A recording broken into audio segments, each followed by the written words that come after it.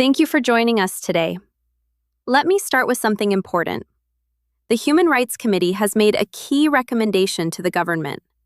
Could you explain it in simple terms? Of course. The committee recommends issuing the new law on civil associations as soon as possible.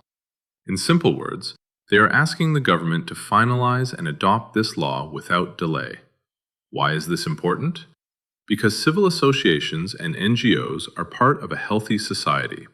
They help people organize, share ideas, and work together on social issues like education, health, or community support.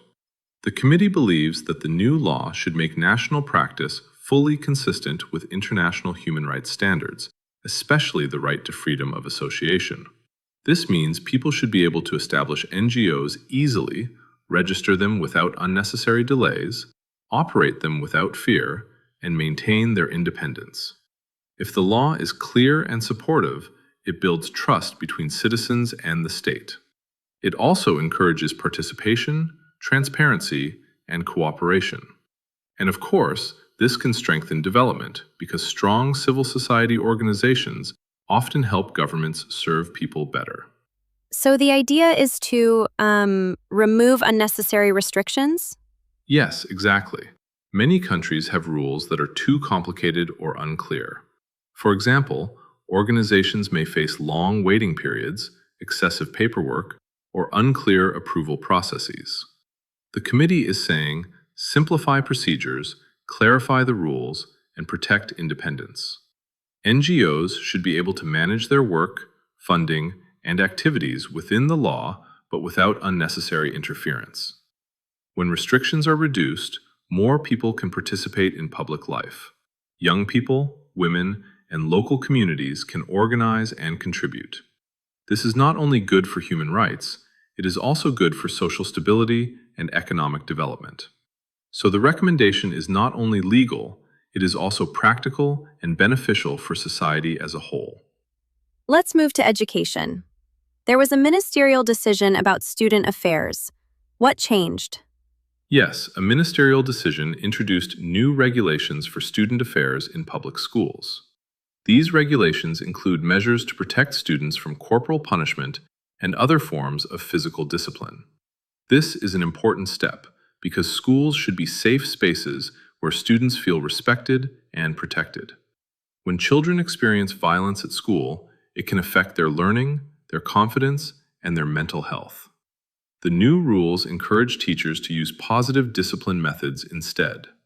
For example, dialogue, guidance, and supportive learning strategies. This helps build trust between students and teachers. In the long term, this approach creates a better learning environment, improves academic performance, and supports emotional well-being. It also teaches students important values like respect, dignity, and responsibility. That sounds like real progress. Yes, it is progress, but progress also needs follow-up. Schools need training programs for teachers, awareness sessions for parents, and monitoring systems to ensure the rules are applied. When everyone understands the goal, protecting students, change becomes easier. And when students feel safe, they participate more, learn more, and grow into confident members of society. The committee also spoke about harmful practices. Could you tell us more? Yes, the committee recommends stronger public awareness campaigns to prevent female genital mutilation, especially in rural areas where awareness may still be limited. Awareness campaigns can include school programs, community meetings, media messages, and cooperation with religious and community leaders. The aim is to explain the health risks, the human rights issues, and the legal consequences.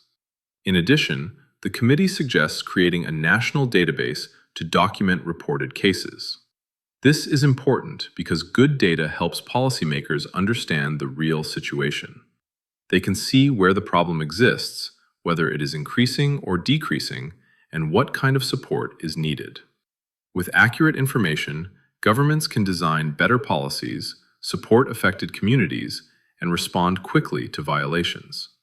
So, awareness plus information equals better protection. What about child marriage? There has been positive progress. Public awareness has increased, and child marriage has been criminalized by law. Because of this, reported cases are now very limited.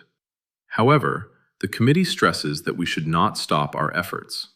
Sometimes, practices continue quietly in remote areas, or families may not know the legal rules. That is why continued education is important. Schools, community leaders, media, and social workers all have roles to play. Monitoring systems must remain active, and the law must be enforced. Mr. Mark, thank you very much for your time.